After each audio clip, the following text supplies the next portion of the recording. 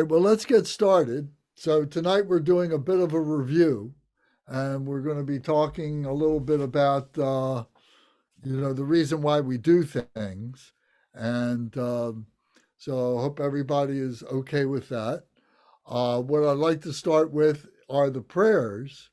And so everybody, if you've got your Buddhism 101 book, and it's important to set our motivation. This is why we are doing these practices, why are we receiving these teachings, and why are we studying. And the fundamental reason is that we're doing it for the benefit of other beings. That whatever enlightenment that we can gain, we are letting it flow right through us and go to be the benefit of others. So especially those beings who might consider us their enemies. Maybe we consider them enemies, but those strangers, those other people that we don't really know, but we know that are suffering, and that we want to be able to open our hearts up to them. It's easy for us to do it for our families and for our friends, but it's most difficult to do it for others. And that's one of the most important things that we need to be able to actualize in our lives, is being for the benefit of the enlightenment of other beings. Okay, so we'll do a recitation of these prayers. So Tom, will you lead us in the recitation? So usually in a shrine room, in a setting where we're all together, and there is a person who would be the leader of the recitation of the prayers and so on, and he would be called an umze, spelled OMZA, an umze, or OMZE, but the E is pronounced like a, umze. And so he would be the person who is doing the recitation. He's like the chant master. So tonight I'm going to ask Tom to lead us in the opening prayers, please. So everybody recite that. And remember that we're remembering what our intention is. Well, okay? Now, Lance, how far did you want me to go? Just go through to the four immeasurables. Sure.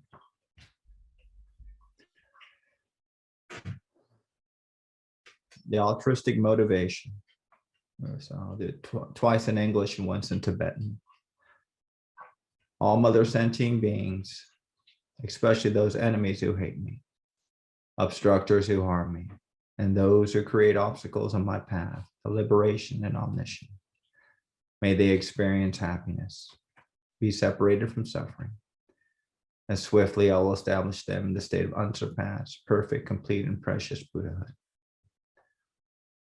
All mother sentient beings, especially those enemies who hate me, obstructors who harm me, and those who create obstacles on my path to liberation and omniscience, may they experience happiness, be separated from suffering, and swiftly I will establish them in the state of unsurpassed, perfect, complete, and precious Buddhahood. Dong la dong war jpe dra, no par jpe ke. Tharpa dang tam che kenpe bardu chopar chepa tam che kiso jepe. Ma nam ka dang yampe semchen tam che dewa dang den. Dung ya dang dra nyurdu la na me pa yang. Dang par zope chang chu rinpoche da par sha.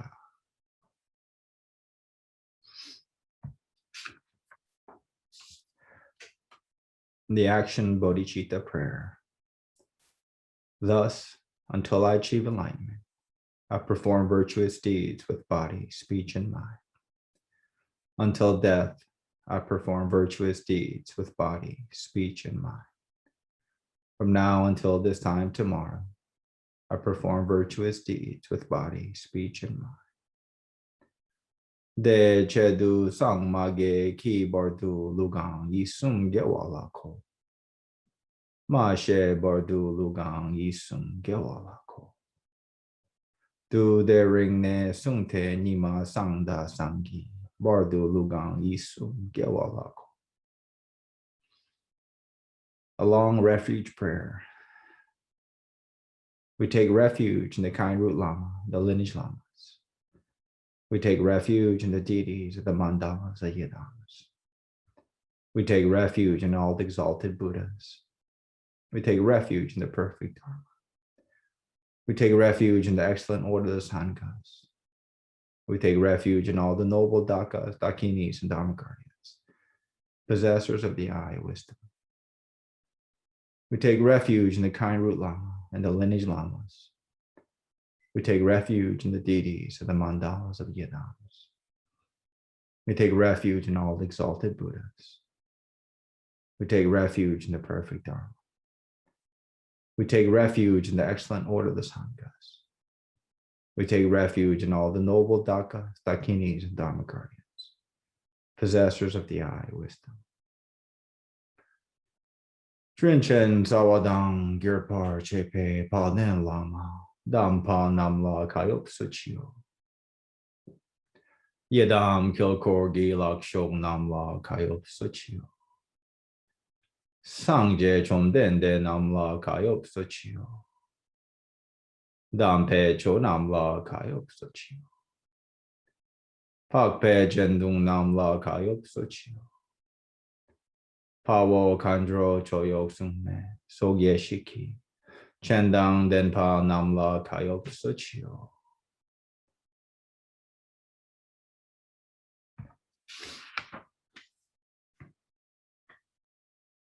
Taking the Bodhisattva vow.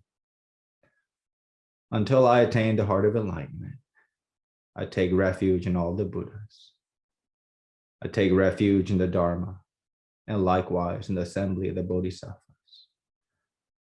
As the previous Buddhas embraced the enlightened mind and progressed on the Bodhisattva's path, I too, for the benefit of all assenting beings, give birth to bodhicitta and apply myself to accomplish the stages of the path.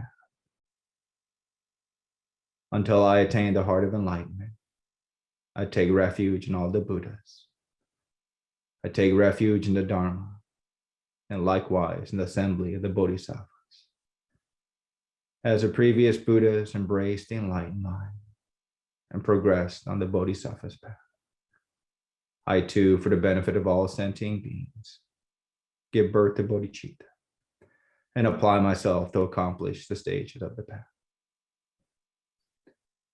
Changchu Nyingpo Chikiba Sangje Namla Kayop Suchi Chodang Changchu Senpei Shoglayang Deshin Kayop Suchi Jatar Gongi Desheki Changchu Pnungi Ke Patang Changchu Senpe La Pala Dedang Rimshin Nepato Deshin Drola Pendongdu Changchu Semni Ki Isi Duzin Duni La Pala Rempar Shindu La Parki. The short refuge prayer. In the Buddha, the Dharma, and the Sangha most excellent, I take refuge until enlightenment is reached. By the merit of generosity and other good deeds, may I attain Buddhahood for the sake of all sentient beings. In the Buddha, the Dharma, and the Sangha most excellent, I take refuge until enlightenment is reached. By the merit of generosity and other good deeds, may I attain Buddhahood for the sake of all sentient beings. Sangje Chodang Soki Chongnam La Changshu Bardu Dangi Kayok Sochi Dangi Jinsok Jipe Sonam Ki Jola Penshu Sangye Jupor Sho.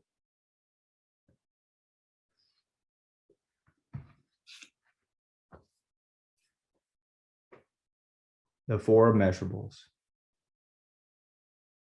May all mother sentient beings, boundless as the sky, have happiness and the causes of happiness. May they be liberated from suffering and the causes of suffering. May they never be separated from the happiness which is free from sorrow. May they rest in equanimity, free from attachments and aversions. May all mother sentient beings, boundless as the sky, have happiness and the causes of happiness. May they be liberated from suffering and the causes of suffering. May they never be separated from the happiness which is free from sorrow. May they rest in equanimity, free from attachments and aversions. Manam kadang yampe semchen tamche dewadang, dewe girdang den par girshi. Dungyardang dunyar giyudang, drawar girshi. Dunyar mepe dewadang mi drawar girshi. Nering chagdang yidang draway tangyomla, nepa girshi.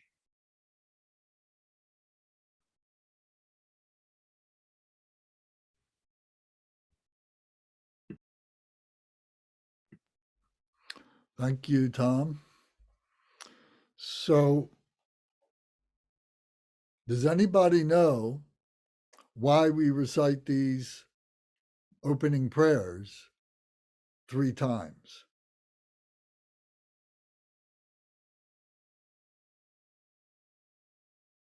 Anybody remember? No? Okay. Body, speech, and mind. The 3 jewels. No, not exactly. Well, the short refuge prayer is where we are visualizing the 3 jewels, the body, speech, and mind, the Buddha, Dharma, and Sangha. So in that prayer specifically, we are doing that. But the reason why we recite this 3 times is first, we're reciting it for the outer meaning. So as we would read this, recite this to ourselves, read this to ourselves, it has this outer meaning, the literal meaning of each of these words and so on. So we're reviewing that first. Then second is the inner meaning of what these prayers mean and what each of these words and what each of the phrases mean, what each of the lines mean, and what the whole entire prayer itself means. So this is something that we learn as we are progressing along the pathway of learning the Dharma, of what these things actually mean and so on. So like I said, that the general meaning of the opening prayers is to set our motivation, but it may not be stated in exactly that way in these prayers, but it's implied. So it's like the inner meaning. And there's a little bit more to it, but we learn the inner meaning as we receive teachings from the lamas, from the teachers, from reading the books and so on, from doing the practices. We begin to see and understand and recognize the inner meaning. So that's the second reason, or that's the second time that we recite it, is remembering the inner meaning. And then the third time that we recite it, and whether it's in English or it's in Tibetan, is that we make a connection with these prayers, what it means to us. There's the outer meaning, there's the inner meaning, but then what does it actually mean to us? When we recite this, what happens to us? What do we think of? And that's the secret meaning. And we say it's secret because we don't necessarily want to share it with other people, because they may not understand. And because they don't understand, they may think, disparaging things about you, sharing this with them. And then you may get discouraged and say, oh, I shouldn't have said this to somebody else. I shouldn't even be saying this to anybody. I shouldn't even be saying it to myself. So we keep it secret. We do share it, though, with our brothers and sisters, our Sangha, brothers and sisters, our brothers and sisters of the community, of the Sangha, and we, of course, would share it with our teachers. But we keep it secret in the way that this is something that we have within ourselves, and there might be a vulnerability, and we don't want to expose that vulnerability to something that can cause negativity in other people or in us. So the three reasons, or the three times that we recite this, is the outer meaning, the inner meaning, and the secret meaning. The more we do it, the more deeper each of those meanings become to us. It becomes richer and richer to us. If we just do it very casually and not think about it very much, there's a little bit of benefit there, because maybe it calms us down a little bit, it calms down the noise of the day, and we're getting focused, for our teaching or for our practice or whatever, so it has a little bit of benefit. But if we really practice it sincerely, then it's opening up our heart. And that's what we're trying to do, is to open up our heart. This is the big mind. This is the little mind. So we can open up the little mind. It's not too hard to open up, but this is more difficult to open up. So those are the three reasons. And you should know those reasons. Or the three reasons why the three times we recite this, why we recite this three times. The second question related to this is, why do we recite it in Tibetan? Does anybody have an answer to that?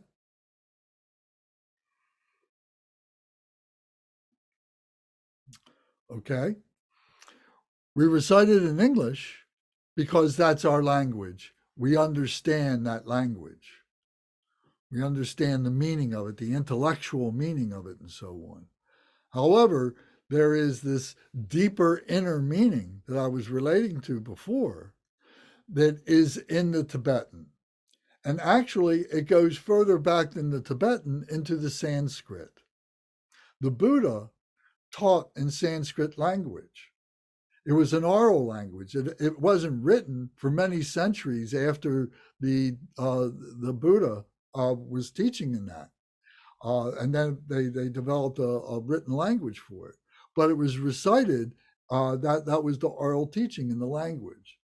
And so every one of those syllables in the Sanskrit language has a charged meaning, has a sacred meaning to it, that has a vibration to it. The Tibetan language is based on the Sanskrit, And if you look on the back page, the inner back page of your book, the 101 prayer book, the inner back cover is the Tibetan language, or is the Tibetan alphabet. So it's got 26 consonants, and then it's got 4 vowels. So we're not going to go into a language lesson right now, but I'm just making the point to you that these sounds are sacred sounds. And by reciting this, we are unlocking our heart center. This is what the Buddha was reaching into, was opening up. So when we recite this, it's like a key that fits into a lock. And the lock opens up when we recite this. And little bit by little bit, the lock opens up more and more. The heart center opens up more and more. So it's very subtle the way in which this works, but it works very, very, very gently, very beautifully.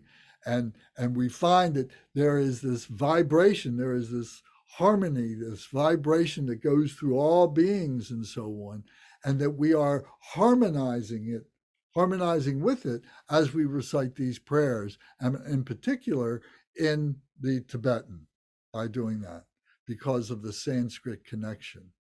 So that's very important. The second reason why we would do this, recited in the Tibetan, is to honor our teachers. Our teachers are Tibetan teachers. They have gone through great lengths to learn our language. And many of them have learned 2 or 3 or 4 languages, because they may have been born in Tibet, but they might have been raised in in India, so they had to learn Hindi. And maybe they had, while they were in Tibet, because of the Chinese presence there, they had to learn Chinese. And then many of them came through Europe or had been down into South America or whatever, and they might have learned Spanish or other European languages and so on. So it's not unusual for these lamas to know 2 or 3 or 4 languages. So they've gone through great lengths to do that for our benefit, to be able to teach to us. It's their compassion that they're doing this to help us. So we're kind of meeting them halfway by meeting their, by joining their language in the Tibetan when we recite these prayers. So it's a blessing to them for us to be able to do that. It's showing our compassion for them. So those are the 2 reasons why we recite these prayers in the Tibetan. So as we progress, we might do it, 1 time in English, twice in Tibetan, sometimes in, twice in English, or sometimes 3 times in English, whatever you wish to do. But the idea would be to become fluid in it. And ultimately, this becomes the first part of your practice. That as you are developing your Buddha field, as you are developing your embodiment of the Dharma, that we know these prayers and we learn them by heart, because that way we're not dependent on the books, and we really, to do them by heart means you got to know them in the heart, and that you really understand the meaning. So the inner meaning and the secret meaning really develop as we learn to do them like that. So that's the first part of doing a practice, is learning these prayers. So we can talk about specifically how to do that with each one of you, if you would like to do that. I would encourage that.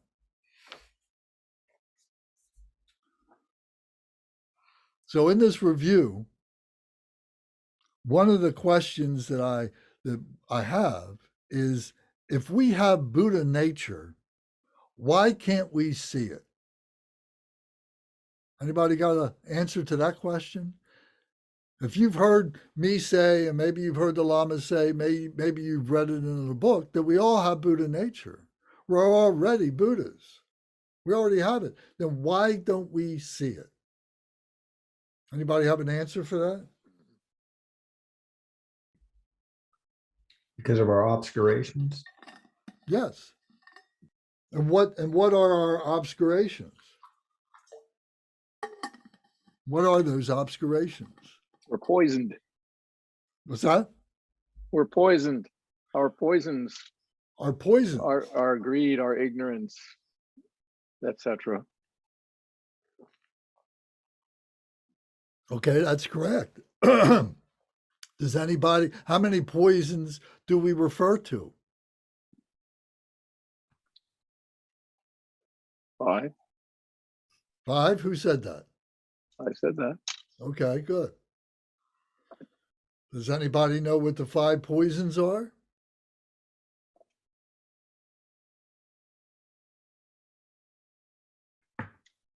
First one, come on. That's greed or desire. Well, let's do them in the order of importance. Or can we do that? So these are things that are very important. So if you're not taking notes, I suggest you take notes. This is part of the review. This is stuff that we should know, stuff that we need to learn. This is part of the basic vocabulary of understanding the Dharma teachings. So, Tom, what's the most fundamental of the poisons? With desire. Okay, desire. That's one of the most important fundamentals. Does anybody else know one of the other ones? Anger. Anger, hatred. Okay, that's the second. Okay. Ignorance. Ignorance, delusion, the lies that we tell ourselves, the delusion, the lies that we live in. So ignorance, desire, and anger are the three most powerful of these poisons, are the three basic poisons. And the ignorance is what keeps us from recognizing the other, the ignorance itself, that we are ignorant itself, that we are deluded, and that that we suffer from desire and that we suffer from anger. So the ignorance is the most fundamental. But then there's two more after this, because there's 5 poisons. Now, we've talked about this many times. Does anybody recall what the 4th and 5th ones would be? Ed, do you have a Jealousy. jealousy? That's right, jealousy. Jealousy or envy, sometimes referred to as envy. So yes, so very insidious jealousy. It can linger in the back of our minds, in the back of our head, and so on. And we don't realize that this envy and this jealousy is really driving us to create suffering for ourselves and for other beings. So jealousy, yes. So then, what's the 5th one? What's the last one? Rebecca, do you have an idea? Okay. Ed, you have another idea? What's the 5th one? Envy. No, jealousy and envy go together. Greed. Greed. Greed and pride. Greed and pride go together. If you think of greed as you have possessions, you have things, you have power, you have something, and you're not willing to share it. And you become prideful as a result of that. I've got all this, nobody else does, and I'm really great. I'm better than everybody else. So pride is part of greed. So these are the things that separate us. These 5 poisons are what separate us from other beings, from recognizing that we are all brothers and sisters together, these 5 poisons.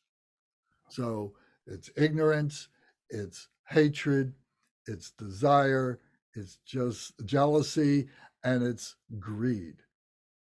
These 5 poisons are the least common denominators of 84,000 emotions.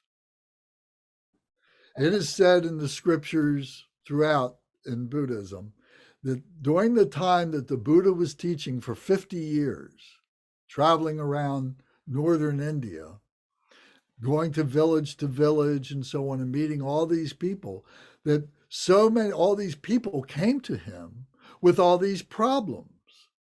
And everybody's problems were nuanced, They were all comprised of these 5 poisons, but they had nuances. They were in different proportions and so on.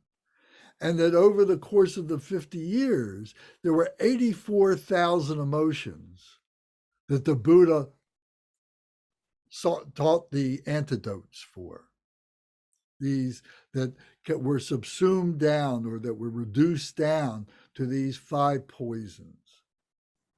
So when we sit down to meditate, when we sit down to contemplate, when we sit down to study, what happens in our mind? What is going on in our minds are all these distractions that are pulling us away from being able to practice our Buddha nature. Because what we want to do is we want to recognize our Buddha nature, but we can't recognize it because of these defilements, of these 84,000 emotions that we have that are swirling around in our brain and are affecting us to the point that it blocks up our big mind, our heart mind. This is our little mind. This is our big mind. Our little mind is very powerful, and it can block up our big mind. But if we can quiet, if we can rest, if we can provide the antidotes to those emotions, then we have an opportunity for the big mind to open up. So it's kind of like if you figure that it's like a indestructible jewel. Here is this diamond that I have here, and it's got many facets to it. And this is our heart center. Every one of us has this indestructible diamond in our heart center. And this is our Buddha nature, what we call Buddha nature. But the problem is it's all blocked up. It's all covered up with these defilements that are produced from our brain, from our intellect, from our emotions are blocking this up. So as we begin to unblock those, as we begin to open up those defilements, as we begin to satisfy or provide the antidotes for them, then what happens is those openings, that defilement begins to open up, and we start getting shoots of light that are coming through that which is blocking up this, because this diamond is like a source of light, a source of wisdom, a source of skillful means, compassion that is coming through here that we have, that is part of who we are. It's our natural state, but it's all blocked up with these defilements. So part of our job is to receive the teachings of the Dharma, the teachings of the Buddha. The Dharma is the teachings of the Buddha, to recognize those defilements, to recognize those blockages, those emotions, those poisons, and learn what the antidotes to those poisons are and apply the antidotes so that we can cut off, we can stop, we can satisfy, we can neutralize those poisons. And what's left is our wisdom, is our Buddha nature. When we're not being, our monkey mind isn't being tortured by all these different things, now we can see our true nature. Did somebody have a question or something? I thought I saw somebody turn a microphone on. Okay. Does anybody have a question right now? Do you have any idea where 84,000 came from as opposed to 82,000 or 86,000 or 80? Oh, that's a good question and a fair question. And the answer is, I don't know if it's that literal, Right. but it's that mind-blowing. Right. Okay. You know, and we should look at it that it is a staggering number. Okay. And we shouldn't hold on. I don't hold on to the numbers like that, but to know that it is a staggering number.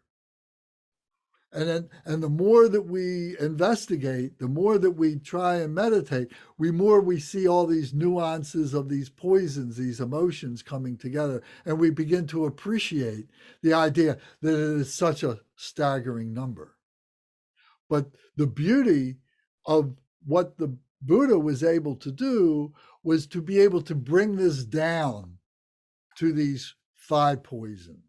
So now we have a way to be able to really analyze this.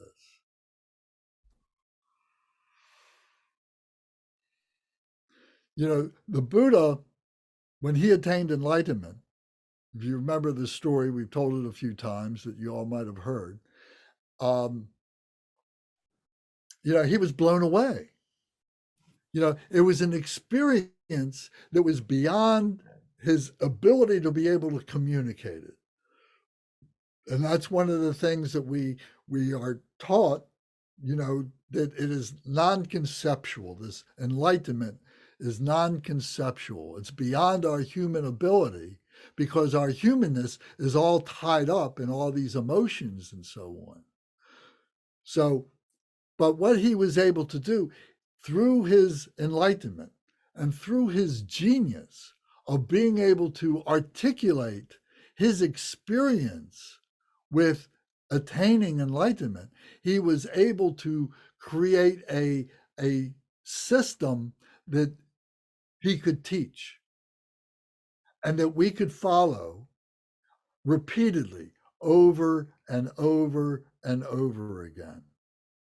We go through these teachings over and over and over again. In the course of a year, we may go through these basic teachings 4 or 5 or 6 times that we do in these kinds of sessions, but we also do in our own meditations, in our own practices at home and so on. So this is the very basis of the Dharma teachings, is understanding why we have these emotions, what the causes of these emotions are. So we identified these 5 poisons. Those are the causes.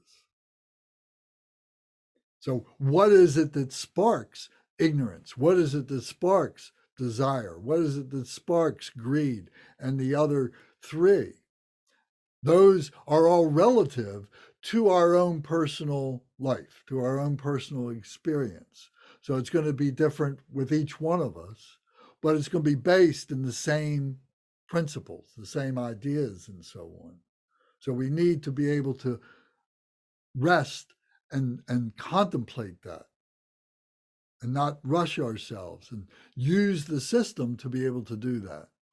So in this session tonight, we're not going to be able to go into any great depth about it, but I'm just bringing to mind these things. And if you don't know what these things are, you need to know what these things are.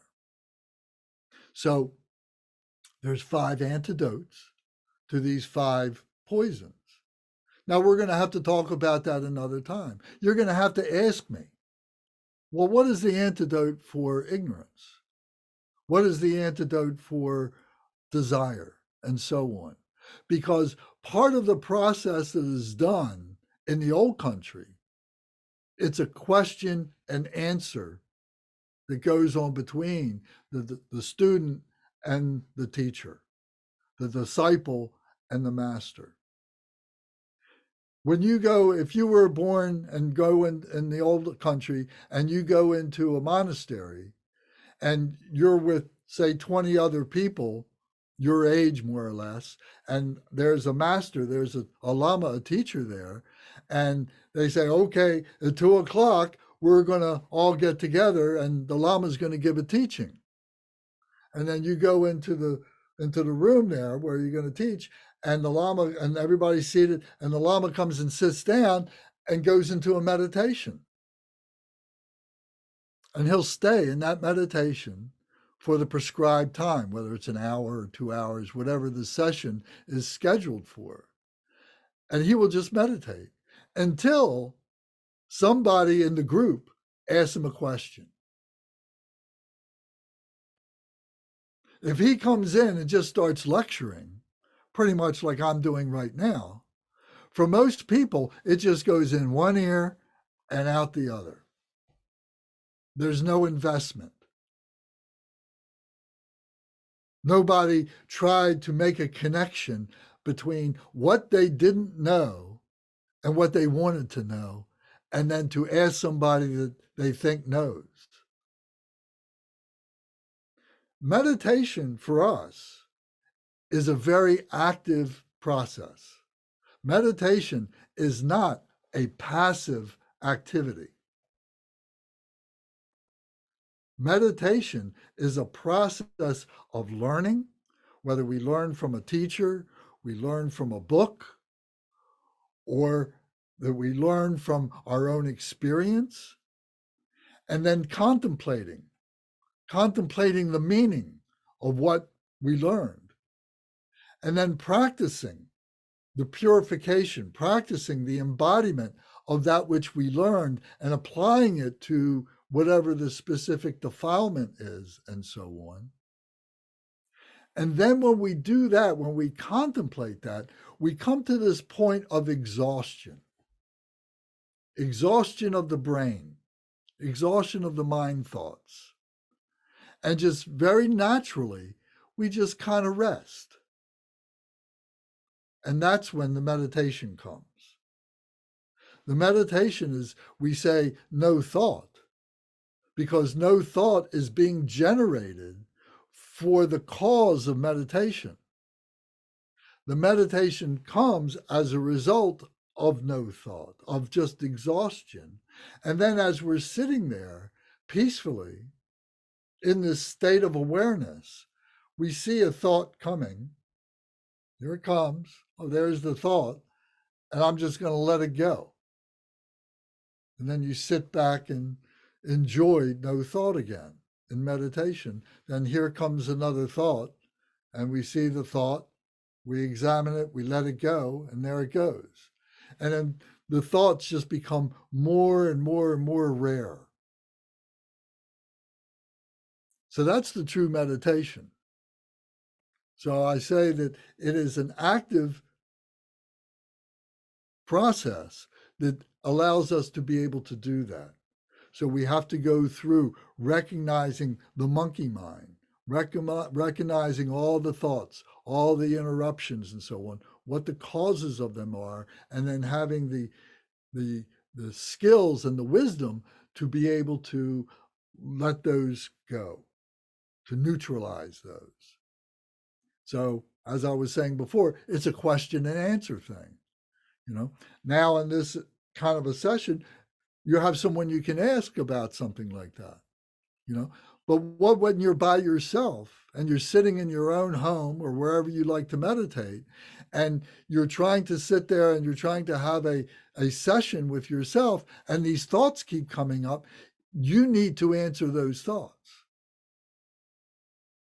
And that's why you should be taking notes. Or you should have a book that you are referring to and saying, oh, this is what Lance is talking about right now.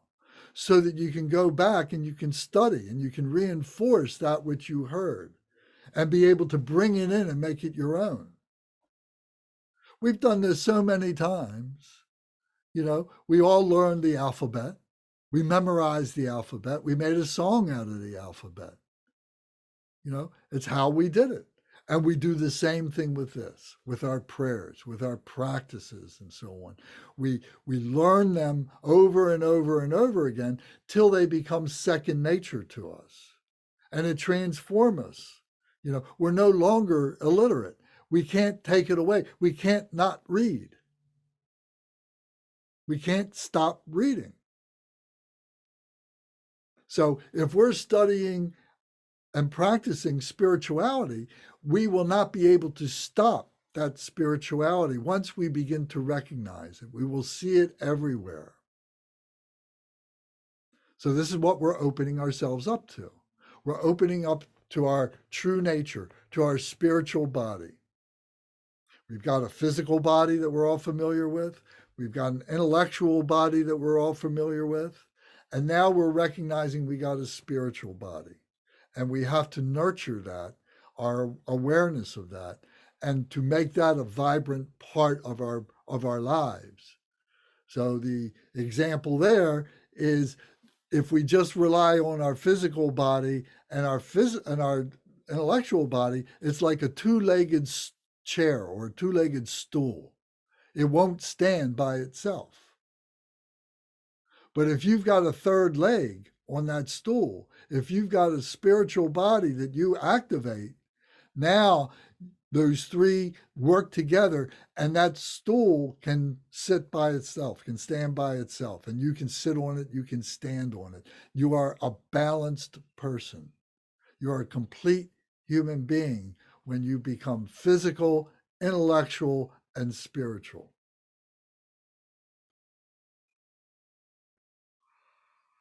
So knowing these things, these are the things that are setting us to be able to recognize our true nature, our Buddha nature. We call it Buddha nature.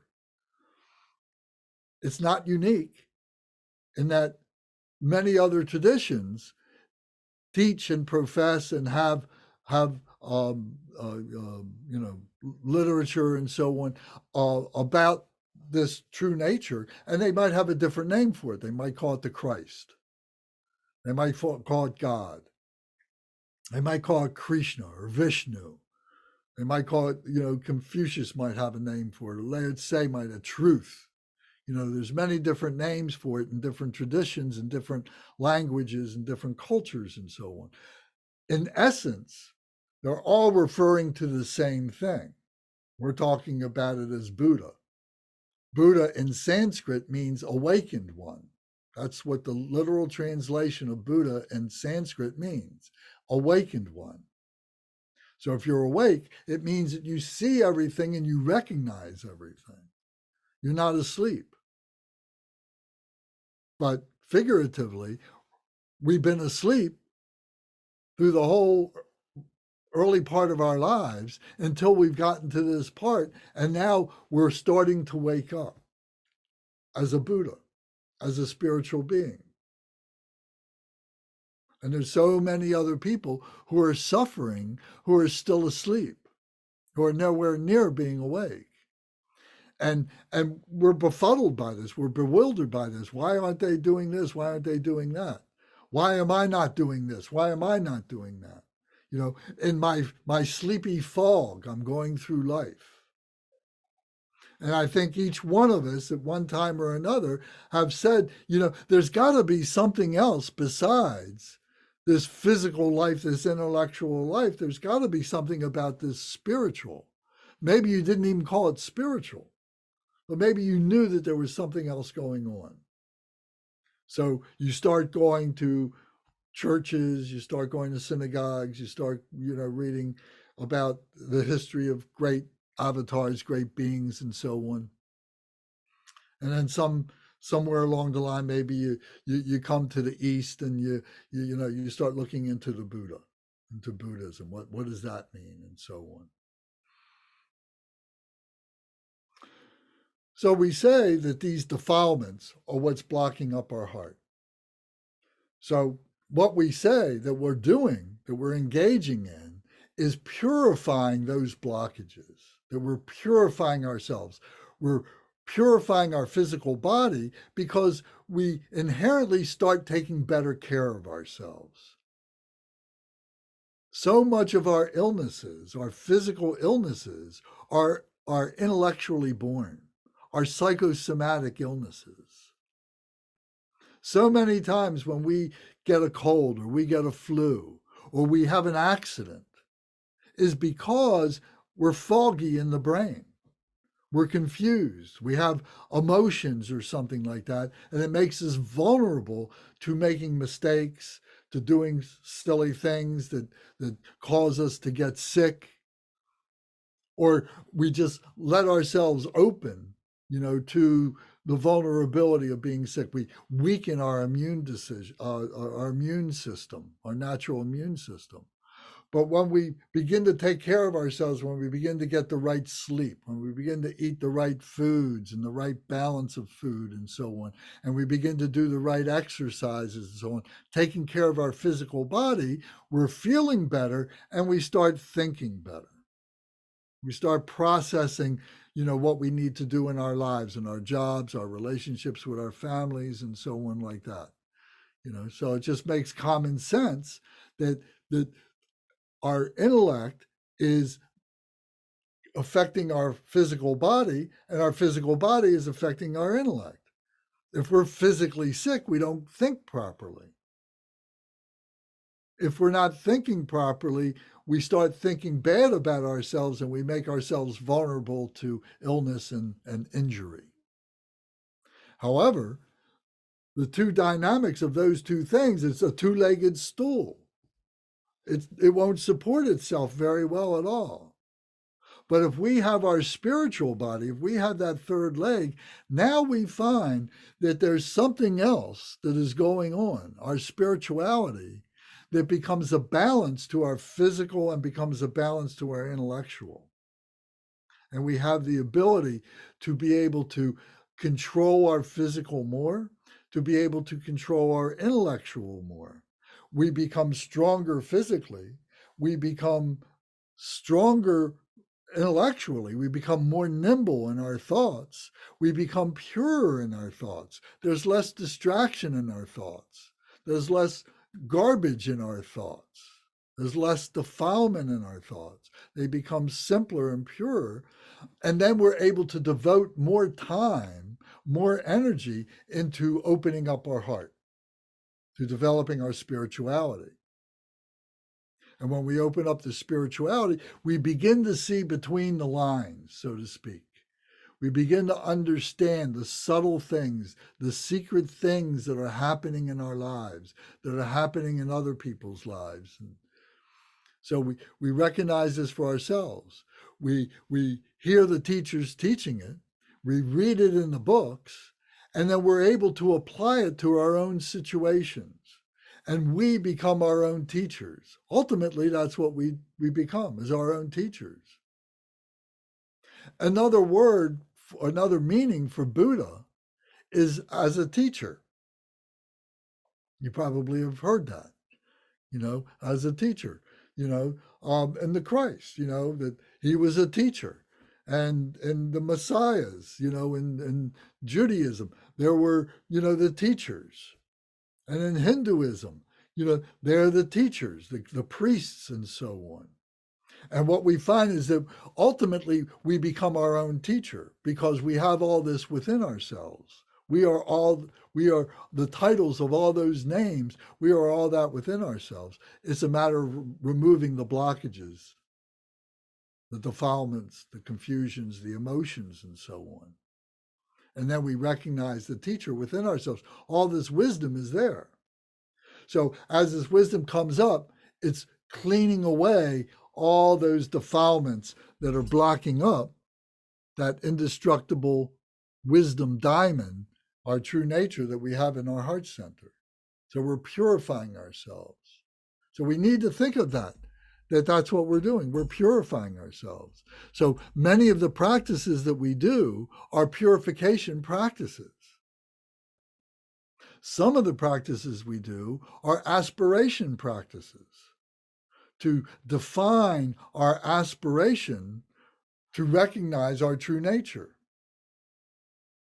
Some of the practices we do are what we would call action or actualization practices, where we are going through the process of doing that, of enacting the wisdom and becoming the embodiment, the result of that wisdom.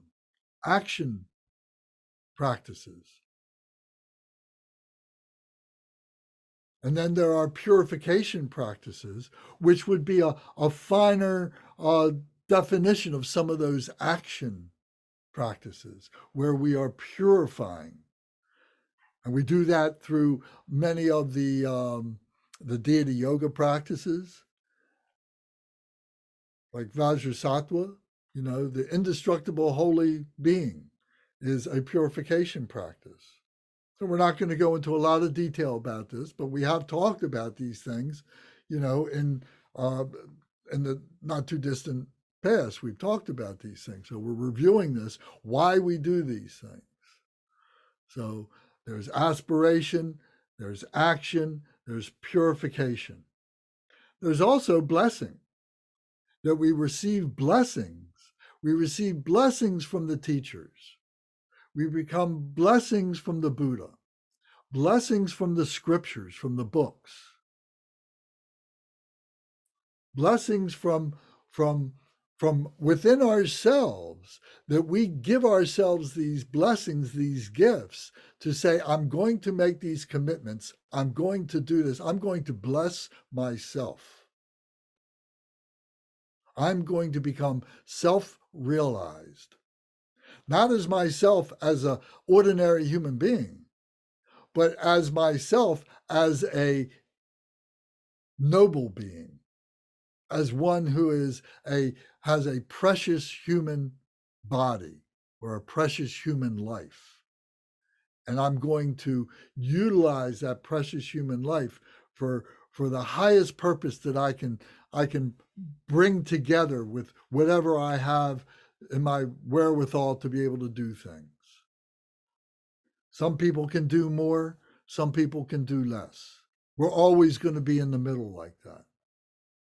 We shouldn't allow ourselves to develop jealousy for the ones who can do more. And we wish that we could do more, but we paralyze ourselves because we feel we don't have the ability to be able to do it.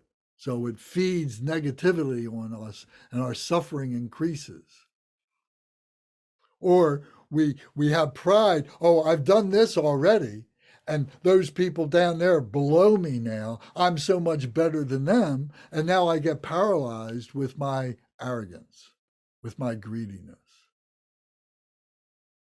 So we see the dynamism of all these things coming together, through our contemplations, through reading, seeing what the masters have been like, what their biographies, what their lives have been like, relating it to ourselves, and then purifying ourselves, giving ourselves the blessing to do these things. So we've been programmed to behave in specific ways. Here in this country, in the United States, I mean, my goodness, we've been programmed in such a way we're like robots. And who's to say what our DNA is? Is that not some kind of a program? Maybe that came from some other place. Who knows?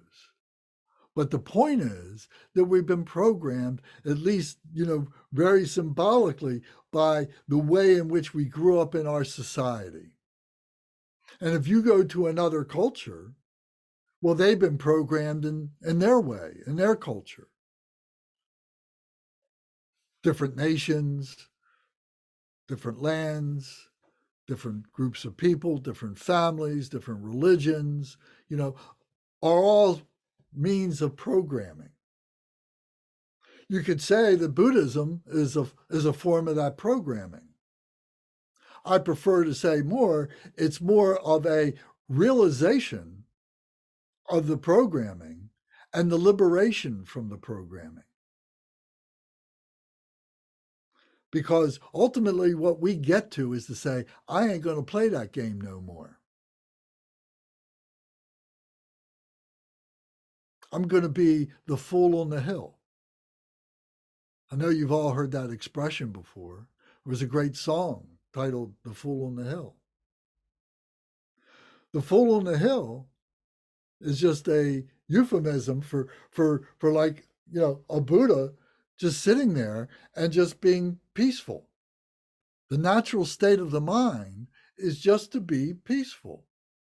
The natural state of the Buddha is just to be peaceful, to have love, compassion, joy, and equanimity, sense of balance of all things. And thoughts are just coming and thoughts are just going. There's no need to do anything.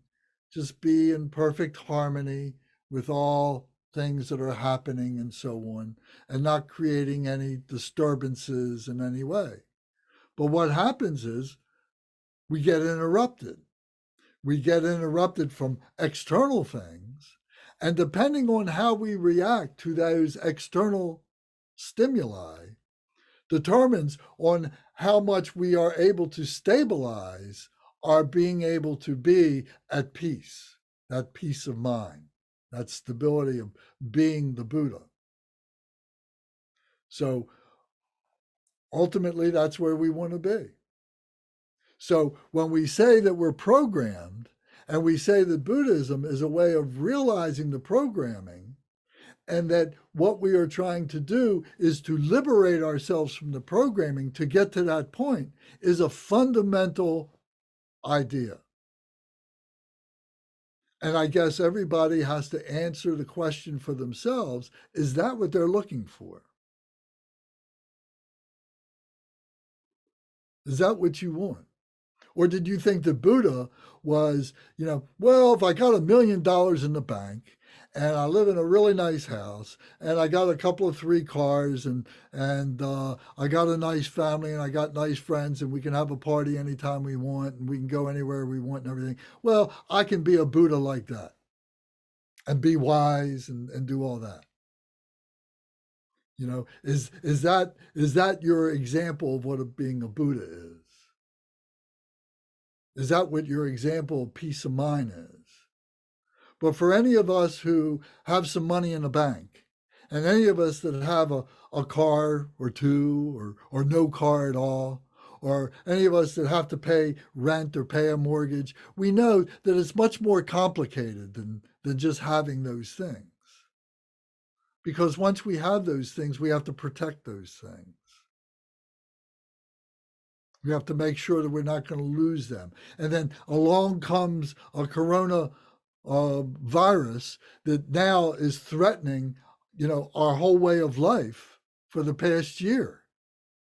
And are we able to withstand that? So we see that no matter what it is that we conjure together, that we think our peace of mind is it really peace of mind? Or is peace of mind being liberated from all the ignorance, from all the desire, from all the hatred, from all the anger, all the greed and all the jealousy, the 5 poisons that present itself in this life? So we're purifying, we're liberating, we're reprogramming ourselves, we're deprogramming ourselves, and we have to be practical. We have to be part of a society. So we have the 4 Noble Truths to help us to do that. This was the first teaching of the Buddha, was the 4 Noble Truths. The first one is all beings have suffering. It doesn't matter who you are, rich or poor, man or woman, young or old, everybody, every being, whether you're an animal or an insect or a human being or whatever, there's suffering in this life. Second, we cause this suffering ourselves by our desire, by our attachments, by our aversions, by our ignorance, by our delusion, by our jealousies, by our greediness and pridefulness. We are the causes for this suffering. To recognize that. Then the third noble truth is that we have to renounce this suffering. And then we say, well, how do I do that? And then we have the fourth noble truth, which is the Eightfold Path. So the Eightfold Path now is a plan, is a way to be able to look at our lives and analyze our lives on a daily basis, on an hourly basis, on a minute-by-minute basis, to see that we are purifying ourselves, that we are remaining purified, that we are avoiding recontamination once we have purified ourselves. It's a system by which we can maintain our true nature, the realization of our true nature as being a human being. In other words, we don't have to die to become a Buddha. We don't have to die to become enlightened. We can make this our Buddha field. This becomes our palace. We become the temple of all of this. And we can do that whether we practice as a Jew, whether we practice as a Christian, whether we practice as a Hindu, we practice as a Muslim. The essence of the teachings is all the same. The very essence of the teachings is the same. So what we're trying to do is to stabilize that essence. So this Eightfold Path gives us a way to do that. Now, we don't have enough time to go into all of that, but it's in the book. It's in the notes that I've sent to you. It's in the text that I've sent to you. You need to extract it. You need to study it on your own. There's only so much that a teacher can present to you, and you need to absorb on your own.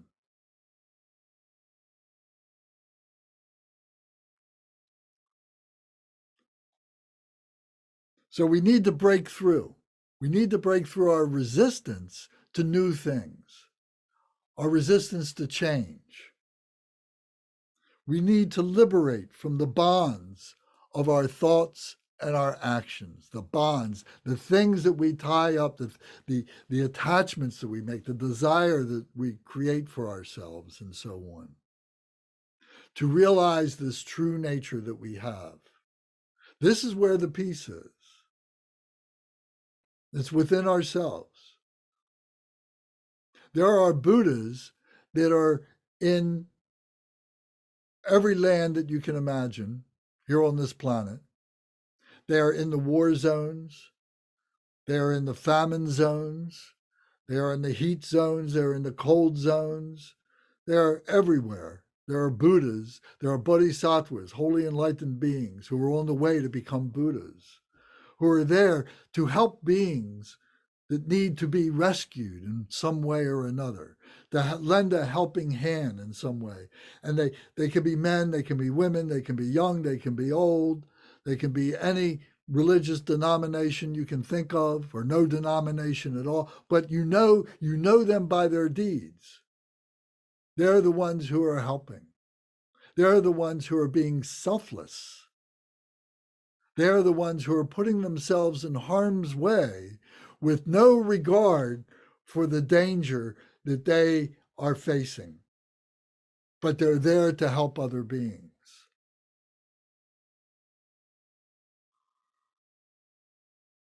This is our true nature. You would do it for your family, for your mother, for your family, for your children. You would do it for your friends. But would you do it for strangers? Would you do it for those who consider themselves to be enemies? A holy enlightened being would. And that becomes your protection. We don't have a lot of time to go into, the ideas of reincarnation and so on.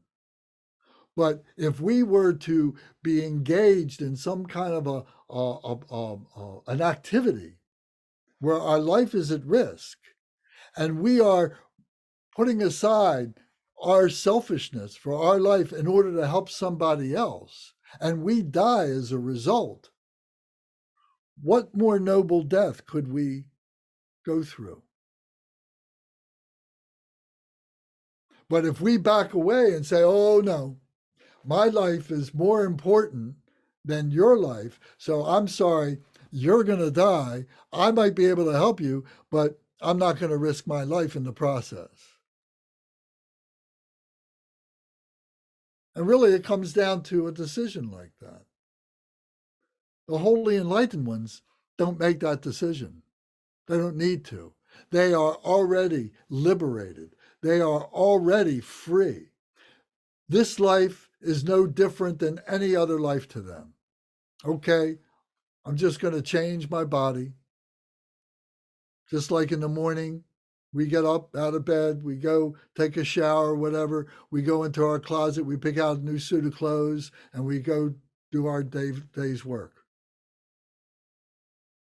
One day we wear all red, another day we wear all blue, another day we wear all black, or whatever, and maybe our persona changes a little bit because of the clothing that we're wearing. So maybe our bodies change a little bit. This life, that life, this life I'm a man, next life I'm a woman. But I still have my primal work to do. My primal cause is for the benefit of the enlightenment of all beings. This is my aspiration. This is my action. And this is my blessing. This is what it is to be an enlightened being. This is what it is to be a Buddha. Or to be a Christian, or to be a Jew, or to be a Muslim, at the very essence level. Because I know at the essence level, they all say the same.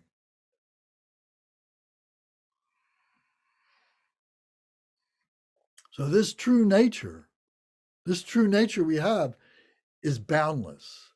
It's as boundless as space. There's no limitations to it. It's only this that creates the limitations to this. The heart center is the space. The heart center is the essence, the true nature of what this Buddha nature is. This is what blocks it up. This is where the emotions come from. This is where the confusion comes from. If we have peace of mind that maybe, starts here figuratively. Then if we can rest that, now this just shines like the sun. Nothing turns on the sun, nothing turns it off. It's just shining. And we receive the benefit of its light and heat without anything having to be done or changed. So this space, this true nature is like space. It's boundless. All possibilities. So we recognize our true nature, our true Buddha nature, our true awakened nature through 4 immeasurable qualities. And we've talked about this many times. It's got the Sanskrit name of bodhicitta. Bodhi in Sanskrit means enlightened. Enlightenment, enlightened. Chitta means the heart mind, the heart mind. This is the brain mind. This is the heart mind. This is Sem, S-E-M. Sem is the brain, is the intellect, is the little mind. Chitta is the heart mind. We have brain thoughts, we have heart thoughts. The heart thoughts are very, very, very abstract, very subtle. We can categorize them for our minds to be able to understand so we can communicate as love and compassion. So love and compassion are what we have in our heart center. Love and compassion. Love is the wisdom, is the loving kindness, the grace that we have for ourselves when we make a mistake, and the grace that we have for others when they make a mistake, the forgiveness, loving kindness, to understand why it is I made that mistake. If I make a mistake, all right, I can say, okay, I was being selfish. Okay, I hate that person. Okay, I have this delusion, of hatred. You can see all that and within yourself very easily. But to be able to, recognize it and see it in other beings, at least just as to know that it's there with them, you may not see the particulars of it, but to know that that's what they're suffering from, and that's why they're acting with hatred or anger towards you, or desire towards you, or jealousy towards you, or something, or to somebody else. So loving kindness is the wisdom to be able to recognize that. The compassion is the activity of the wisdom, is the action of the wisdom. Having wisdom is one thing, but then to say, okay, I'm now going to spend the next 2 hours, I'm not going to spend the next 5 years of my life teaching wisdom to as many people as I can. Now, I could take off. I could go sit on the beach. I could go to the mountain house and stay at the mountain house. I could do so many other things.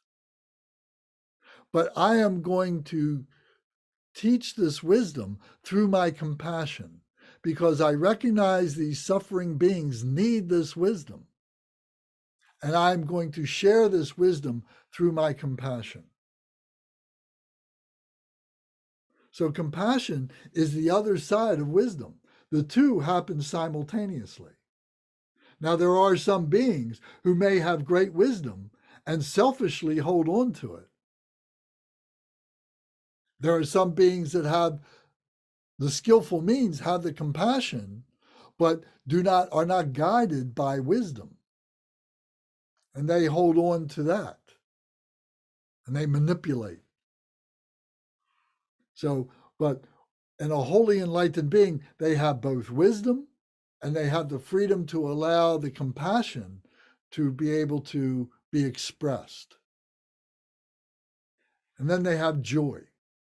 They have empathetic joy for all beings, to see all beings as the same, to have joy for yourself, that you have realized this can be a selfish kind of a joy. But to have joy for all beings and knowing that all beings have this potential. And when you see that potential being realized, to not selfishly say, oh, I made that happen. Oh, I led them to that. Oh, I had some connection to that. But to say, oh, they spontaneously realize that for themselves, and I rejoice at their being able to do that. Being able to do that. How wonderful that is. So to have this joy is one of these qualities of the holy enlightened mind, of bodhicitta. And the fourth quality of this is equanimity. Equanimity means that all things are the same. All things are in a balance. Now the balance, is subject to change with myriads of causes and results of that change. But there is a dynamic relationship that is going on, and that everything in essence is the same. And we can say that, very simply by saying, if we look at any part of our body and look at it deeply, deeply, deeply, and we look at it and we see nothing but atoms, and then we go deeper and look at it even more, we see electrons, we see neutrons and protons, and then we look at it deeper and we see nuons and muons and whatever else is in there. We see all that, and we see all the space in between all these things. We see all that energy that is in there in our own hand. But we go look at a dog, and we can see it in a dog. We go look at it in a horse. We see it in a horse. We go look at it in an insect, a fly, or a mosquito, or a gnat, and we see the same things within them. Or we go look at the trees, and we look at the trees, and we see the same thing in the trees, or the blade of grass, or in the air between us, that there is all these atoms, there's all this stuff in there, and it's all the same. We're all made of the same stuff, this equanimity. And to be able to capture that within our heart mind, and then we're able to intellectualize it. We don't know the cause of it. It's beyond our grasp. It's beyond being a human being. Being a human being is a stepping stone to allow ourselves to get to be a wholly enlightened being, which is a Buddha, a Bodhisattva, and so on.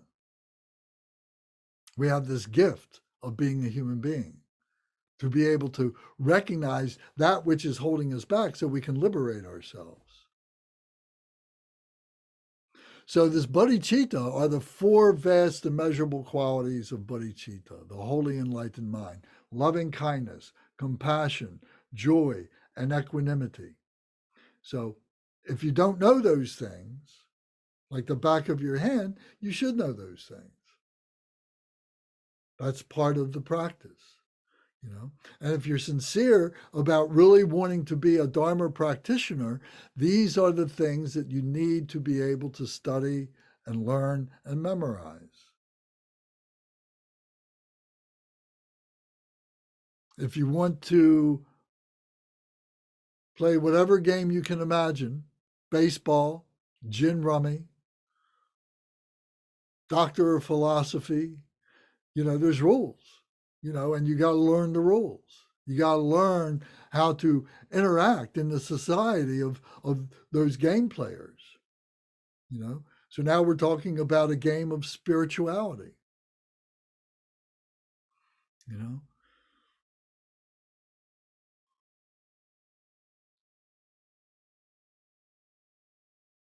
So in doing this, we develop what's called the six perfections. As we develop bringing all this together, we develop the six perfections. And these 6 perfections are identified as generosity. The generosity that we share with ourselves, that we share with our brothers and sisters, that we share with our teachers, that we share with society, and so on. The generosity of selflessness, of not holding back, of not being greedy, not being selfish, and so on. Not being paralyzed by pride, not being paralyzed by jealousy and envy. So, the perfection of generosity. Then there's the perfection of moral ethics, of discipline. So, discipline not to be going around and causing harm to ourselves or to others. The discipline to recognize the things that do bring harm and to refrain from doing those things, and to use that discipline as a means of protection for ourselves and those within our sphere of influence. This discipline to be able to bring together the understanding of this true nature as best as we can understand it at whatever level we are, knowing it's going to change. But we start by making a commitment, by disciplining ourselves and saying, okay, my teacher has told me I should learn to do these things. I'm going to trust my teacher and I'm going to do it. And if at the end of the prescribed time, if I've learned it and I haven't received the benefit that my teacher told me I was going to do, okay, I'm going to talk about it. I'm going to find out why. What happened? Was I being deceived? Or didn't I do it properly? What happened there? Let's look at that. But at least to be able to make the commitment to see it through, to discipline ourselves to see it through. Most everything that we try and do has some kind of an objection to it, that it's too difficult. I don't need to do that. I don't want to. I don't feel like doing that.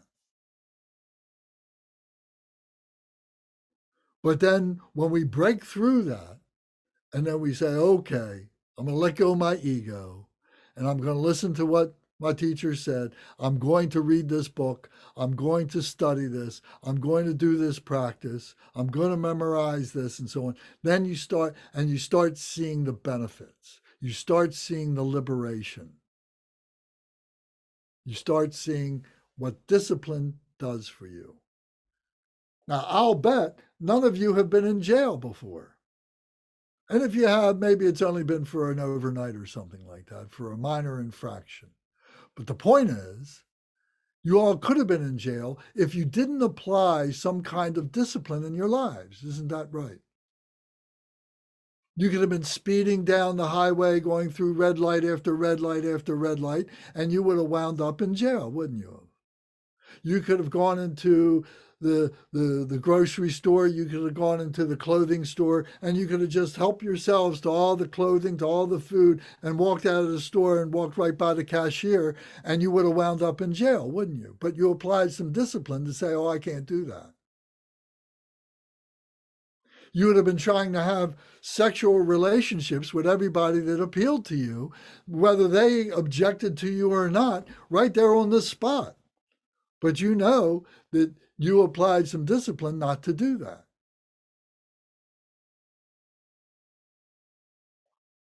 So you have been using discipline. And it's kept you out of jail all this time. It's kept you out of some trouble. So now we're taking it to another level. We're taking it to a spiritual level. Do you want to make the commitment of spirituality? Do you want to make the commitment of time and resources, energy, to developing your recognition and your embodiment of your spirituality? It's already there. It's just a question now of recognizing it and exalting it and letting that be at least 1/3 of your presence, at least 1/3 of your presence.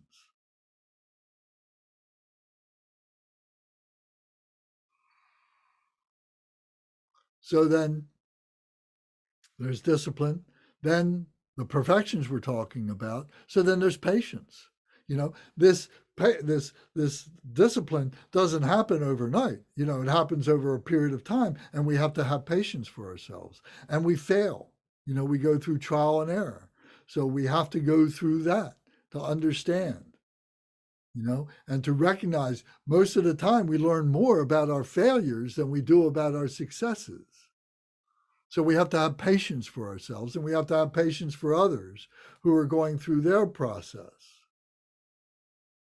And then we have to have perseverance, because sometimes it really is difficult. There's a lot of hardships in this for any number of reasons, you know, time, money, energy, all kinds of reasons not to do these things, all kinds of roadblocks in our way. But we have to have the diligence, the perseverance to work through those, to be able to use the discipline, to be able to use the patience, to be able to use the generosity, and so on.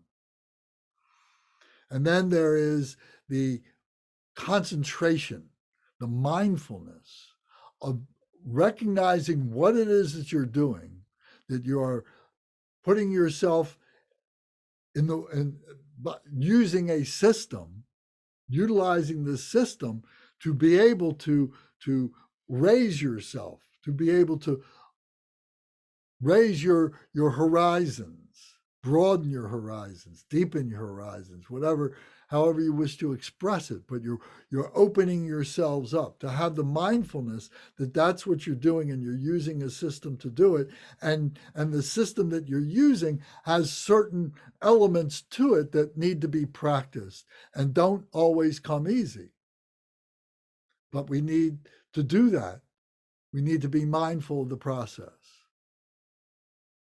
And then finally, the perfection of now having that all within ourselves and becoming the responsible body, the responsible figure, the responsible entity, the responsible being that inhabits all these things, all these qualities of generosity and discipline and patience and perseverance and mindfulness now as a wisdom, that we become wise.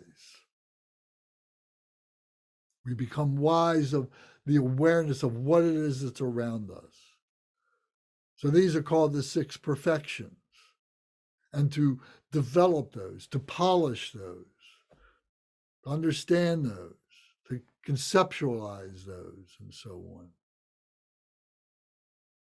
And as we do all this, the last thing is that we recognize that there is this system. At this time, we're talking about the Dharma system. We're talking about Buddhism, that we have to recognize that we have a precious human life. We have to recognize that there is impermanence. All things change. We will die. We have been born many times. We have died many times. Not as Lance, or not as Ed, or not as Kate, or as Rebecca, or any of our names, not as literal as that, but as beings, as sentient beings. We've had many lives. We have this life now, which is a gift, because now we can see all this, and that we have lives in front of us, and that what we are doing now will have a huge part in determining what our life in the future is like. Just like this gift that we have now is the result of the good deeds of the lives that we had before, that all precipitated into this life that we have now. Impermanence. So we see that there is a law of reciprocity, a law of karma, cause and result. Karma is the action. But before we take an action, we got to have a cause. The cause is some kind of a thought that is the result of some kind of external input, or maybe it's some internal input. But nevertheless, we have to recognize the cause, and we have to recognize that we have choices in that cause to make an action. So we can make a positive action, we can make a negative action, we can make a neutral action. But to be able to familiarize ourselves with it and take responsibility for that, because that action will then have a result. And that result can be a positive result, a negative result, or a neutral result. So we have to recognize that. And then finally, we have to understand that in this phenomenal world that we live, in this phenomenal life that we have, and there's many things that we will never understand that are beyond the human comprehension. No matter how hard we try, they've been trying for time immemorial and will likely try forever and ever as we know it. And there will still be things that are unknown to our humanness. And those things that we are befuddled by are all these confusions, all these sufferings of unrequited love, of difficulties, of inability, of self-loathing, all different kinds of things, all these different sufferings that we have of this life. And it's these four things: precious human life, impermanence, karma, cause and result, and the suffering of samsara, the suffering of this phenomenal nature in which we live. It's these four thoughts that become the motivation that puts us onto the Dharma path. The path of what the Dharma, what the Buddha has taught. The Dharma is his intellectualization of this system, of what this is, his explanation of what this is.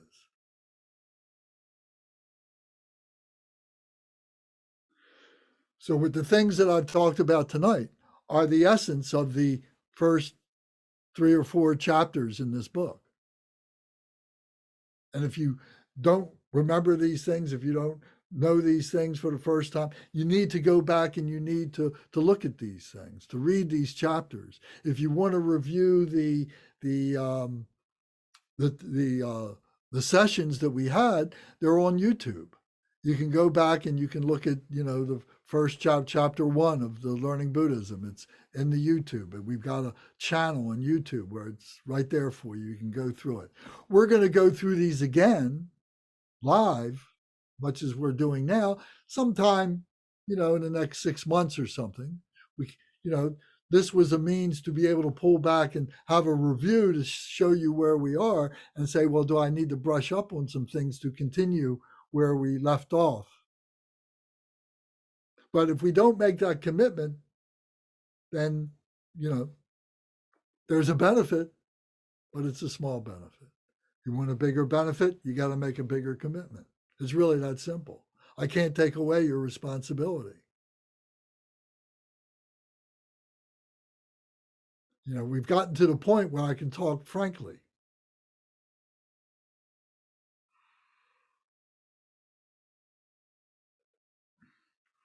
So, who has comments and questions? Please, come on.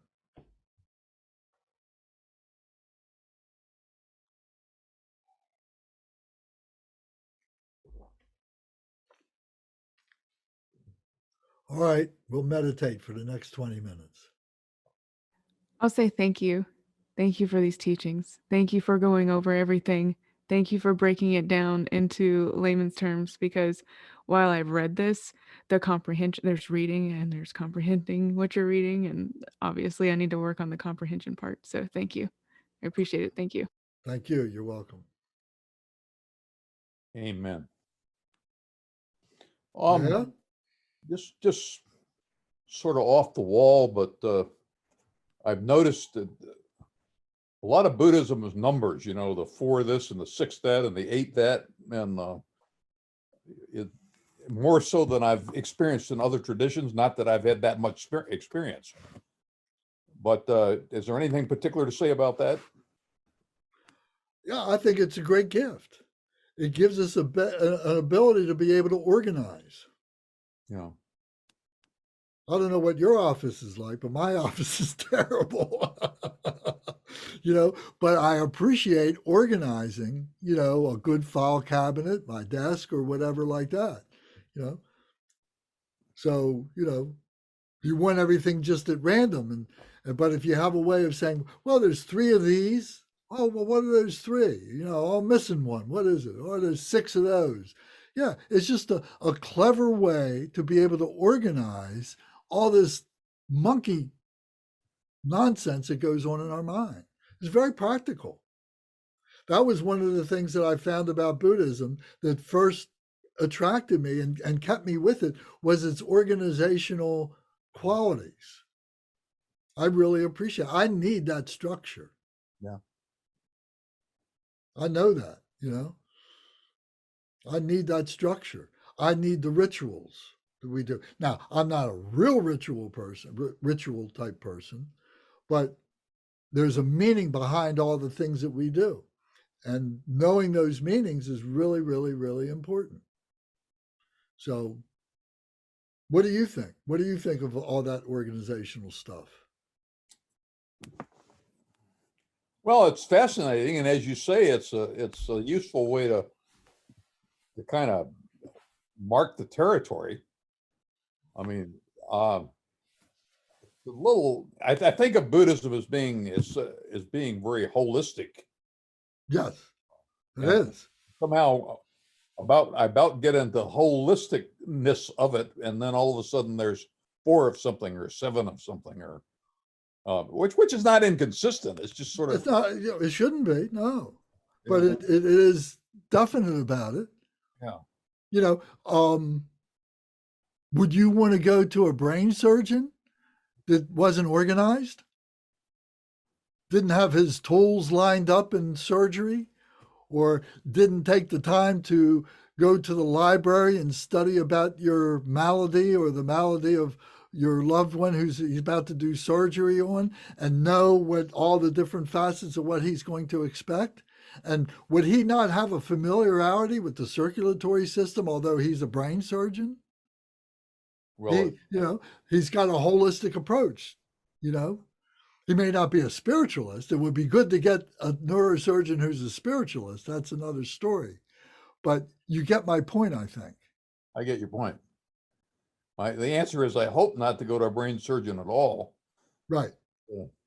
If I'm going to go to one, you want one who's organized. I want one who's organized. Now, I want one that says, well, I got to do the 6 these and the 2 those and the 4 those. Perfect.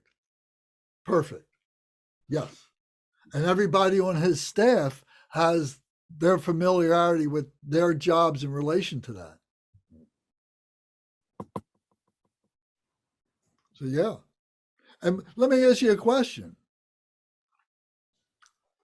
Hopefully you've got another 40 years to live. Yeah, let's see. That would be pushing it a bit. Well, what better thing do you have to do in your life than spirituality?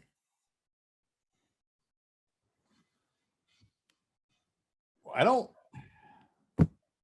but if we're equating spirituality with 6 of this and 4 of that and 5 of that, I don't know. That's a little, I don't think of spirituality as something that I can number very, I mean, that's where I come from. I'm not asking you to number it. I'm just asking you, is there something better than spirituality in your life? No. That you want to spend the rest of your life engaged in? No, there's not. Well, he's got a very needy dog.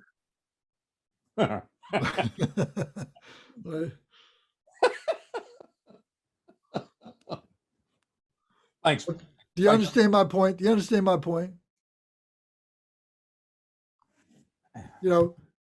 got some time left. What do you want to do? You want to go play golf every day? You want to go play tennis every day? You want to watch television every day?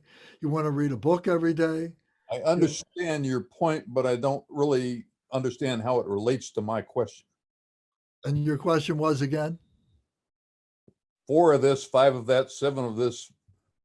It's just a way of, it's it is a detailed way. Now, Buddhism is not for everybody. This level of Buddhism is not for everybody. There is devotional Buddhism Mhm. that is very similar to, some other systems that you might well be familiar with. I don't have to go into any detail. That you go to a temple, for an hour or two once a week, and you get your spirituality fix, and maybe it'll last you, till the next week when you get back there. Mhm. But maybe it runs out the moment you get in your car and you drive down the street and somebody drives through a traffic light and cuts you off, and then you get angry at them, start cussing at them, and all that spirituality now is gone. All that bliss that you just experienced is gone. So I'm just making the point that we all have our own comfort zones. Do we want to be devotional and rest in the devotion, the love and devotion? And that's great. Nothing wrong with that. Do we want to understand more? Do we want to understand the wisdom mind of the Buddha and so on? And that's available too. Now, I will say that our tradition, our Drikung Kagyu tradition, is what we call Vajrayana, and it is the wisdom tradition. So we do go into these kinds of details. So it may not be, it's not everybody's cup of tea. For any number of reasons, none of them have to be positive or negative. But, it may be just that I'm in the wrong church. It doesn't suit me well for different reasons, and it's okay. It does, but it would behoove us to, try another church. That's what I would say. Did you hear about the guy that had been marooned on an island by himself for 25 years, and finally somebody comes to rescue him, and he says, "Well, let me show you what I've done while I'm here. These 3 buildings that I built." He says, "Now this is where I live, and this other building, and this is where I go to church." And the guy says, "Okay, what's that building over there? What's the 3rd building?" And he says, "Oh, that's where I used to go to church." Sure. Yeah. Yeah. Maybe we've all been there, Yeah. I got a number of churches I've been to. Yeah. Okay. Sorry about that. No, it's really good. That's a great. I like that. That's really good. I'm gonna, if you don't mind, I'd like to use that. That's a good. And That's a good metaphor. Yes. Jews have a variant on that joke where when cast away, we've built a synagogue that we go to and a synagogue we wouldn't be caught dead in.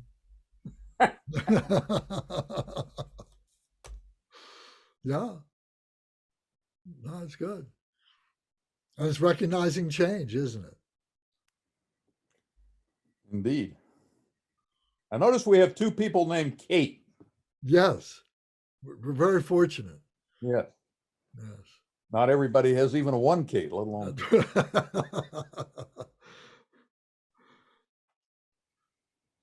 Yeah, so Kate T is an old friend, and she has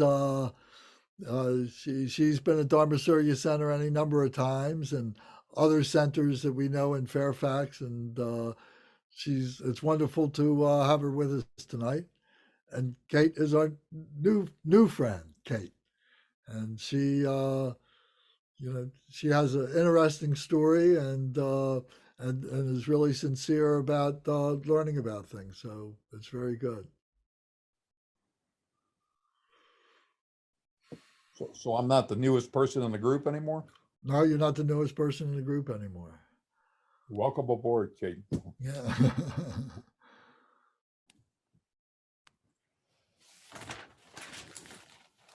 I was about to say you're welcome, Ed. Now it's really the moment's passed, and I apologize for the lack of timing there. No problem. So what do you think about this talk, Rebecca? Well, I was just going to say, I had the exciting experience this last week of driving past the center, which I have driven past thousands of times easily. I mean, I've lived in this area for almost 30 years, like in a very short distance, and Northern Virginia for 50. And I just had a different experience of driving that little stretch of road this past week when I went past.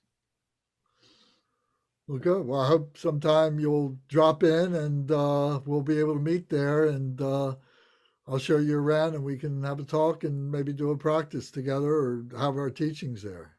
I would look forward to that. Very good. That's our goal. Maybe I'm hopeful maybe in 2 weeks, 3 weeks from now, I'll be able to go down. Well, I had my first shot this morning. Oh, So- great. Congratulations. Yes. Yeah, well, I've had my shots and now I'm waiting for others to get their shots.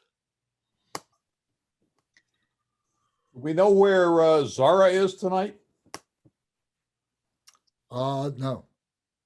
Yeah, because She doesn't always join Buddhism 101. I exchanged emails with her this week and she said she would be here, so I don't know where she is. Well, she, I don't know.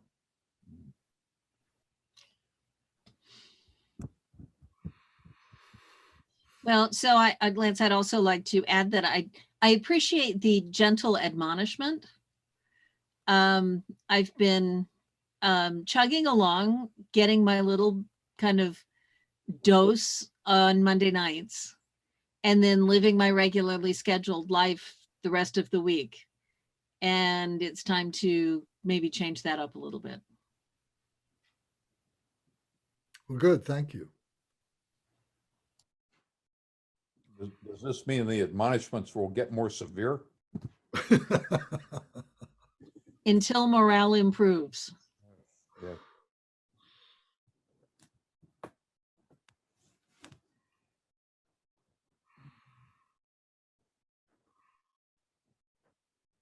Michael, you always have something good to say. What would you think about our talk?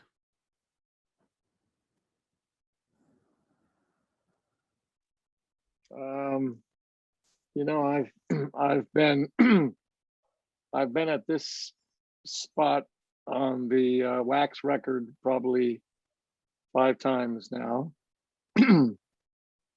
but the music always sounds different.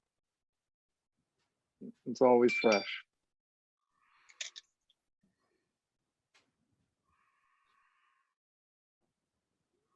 Okay.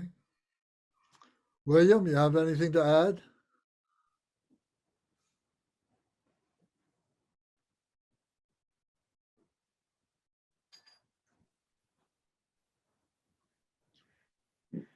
Well, as soon as I can unmute. Well, you're unmuted now. We hear you fine. Yeah. Okay. Yeah,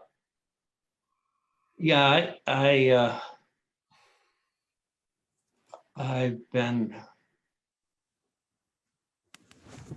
on some kind of a path for a pretty good while now, and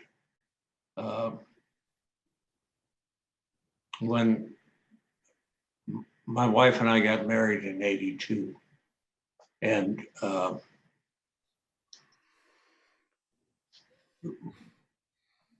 she had me to go to Yogaville to Master Satchidananda up there, and he had to check me out before I could get before she'd marry me. So I've been on some kind of a path since then, and it seems to be just everything that you've been talking about is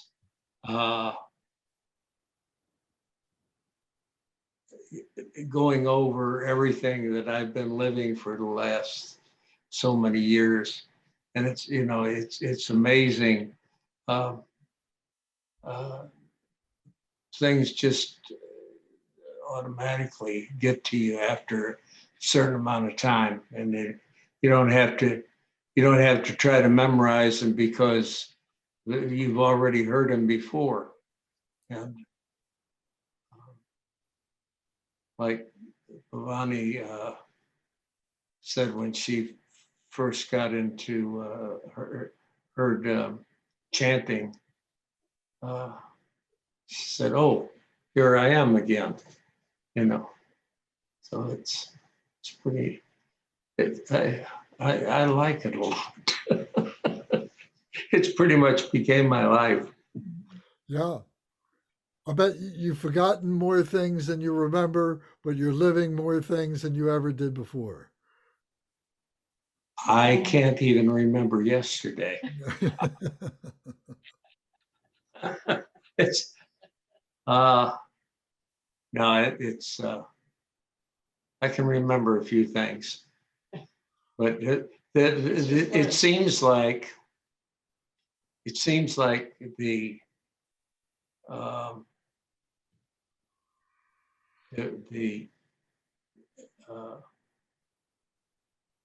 I always go back to square one, and the basics or the basics, and you stick with the basics, and you always come out all right.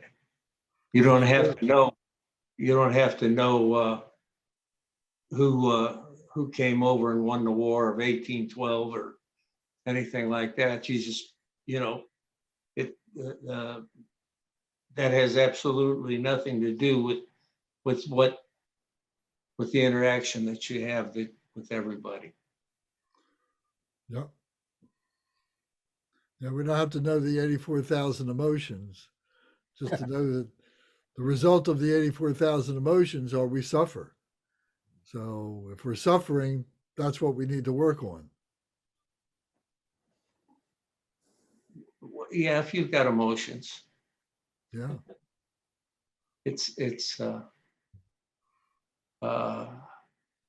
I think you drop certain things just because they're not useful,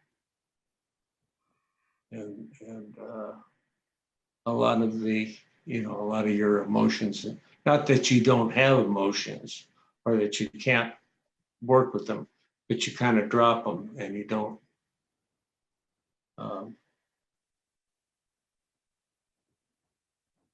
You don't need to use them because you're not in a position where you have to have them. Right. Well, thank you. Bonnie, did you want to say anything? Tom and Kate T, I haven't ignored you at all, but do you have anything you want to add to the conversation? Lance, I think it's always wonderful to hear the basic teachings. I mean, that's what everything is based on.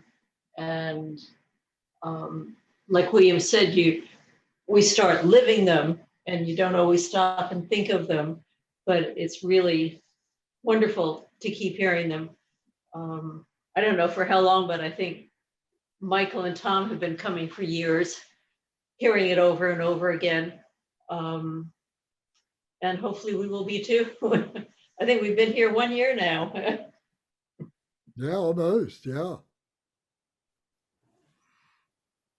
And just keep teaching. I love it. And I thank you. Well, thank you.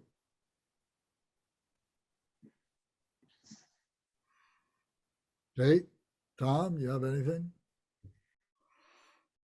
Okay. All right. Well, then thank you both. Thank you all very much. And we will continue next week. We'll get back to where we were. We're going to talk about the three vehicles.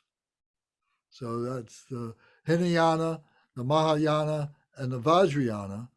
So the destination is enlightenment.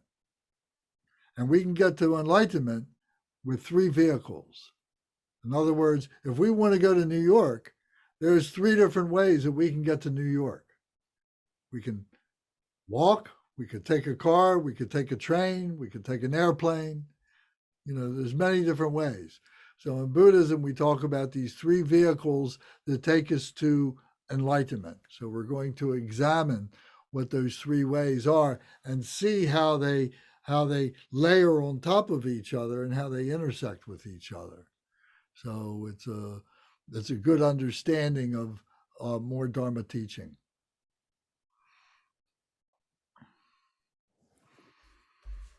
Okay. So, Tom, you're the Umze tonight, please. Would you do our dedication for us? Certainly. On page 18 of our prayer book.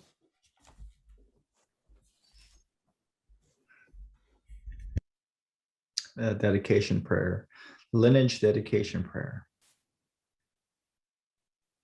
Dorje Chang Talopra, Naropa, Marpa, Milarepa, Dharma Lord Gampopa, Pagmodrupa, and Lord Trikungpa.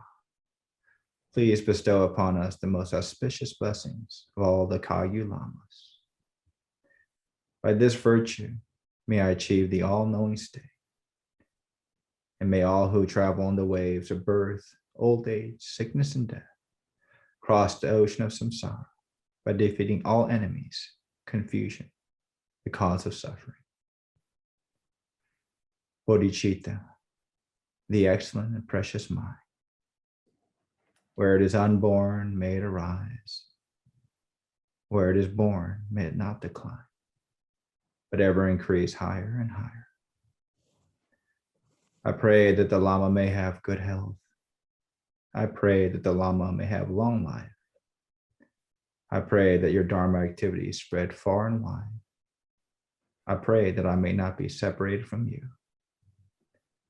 As Manjushri the warrior realized the ultimate state, and as did Samattamatra, I will follow in their path and fully dedicate all merits for all sensing beings. By the blessing to the Buddha who attained the three kayas, by the blessing to the truth of the unchanging Dharma as such, by the blessing of the individual Sangha order, in the merits I share bear fruit. Dakoma prayers. By the virtues collected in the three times, by myself and all beings in samsara nirvana, and by the innate root of virtue, may I and all sentient beings quickly attain unsurpassed, perfect, complete, and precious enlightenment. May the teachings of the great Trikungpa Ratnashri, who is omniscient, Lord of the Dharma, Master of interdependence, continue and increase through study, practice, contemplation, and meditation until the end of samsara. Dedication prayer by Lord Jitkan Sumgun. Glorious, holy, venerable, precious, kind root Lama and lineage Lamas, divine assemblies of Yidams and assemblies of Buddhas, Bodhisattvas, Yogins, Yoginis, and Dakinis, dwelling in the 10 directions. Please hear my prayer. May the virtues collected in the three times by myself and all sentient beings in samsara and nirvana, and the innate root of virtue, not result in the 8 worldly concerns, the 4 causes of samsara, or rebirth as a Shravatka or Prachaka Buddha. May all mother sentient beings, especially those enemies who hate me and mine, obstructors who harm, misleading Maras and hordes of demons, experience happiness, be separated from suffering, and swiftly attain unsurpassed, perfect, complete, precious Buddhahood. By the power of this vast root of virtue, may I benefit all beings through my body, speech, and mind. May the afflictions of desire, hatred, ignorance, arrogance, and jealousy not arise in my mind. May attachments to fame, reputation, wealth, honor, and concern for this life not arise for even a moment. May my mind stream be moistened by loving kindness, compassion, and bodhicitta. And through that, may I become a spiritual master with good qualities equal to the infinity of space. May I gain the supreme attainment of Mahamudra in this very life. May the torment of suffering not arise even at the time of my death. May I not die with negative thoughts. May I not die confused by wrong view. May I not experience an untimely death. May I die joyfully and happily in the great luminosity of the mind as such, in the pervading clarity of Dharmata.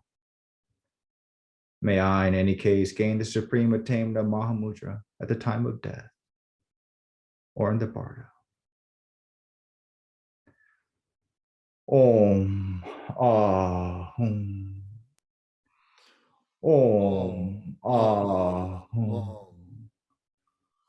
Om Ahum. May my body, speech, and mind become inseparable with the body, speech, and mind of all the enlightened ones. Thank you all very much. I'm so happy that we're all together. Thank you. It's wonderful. Thank you. Thank you, Lance.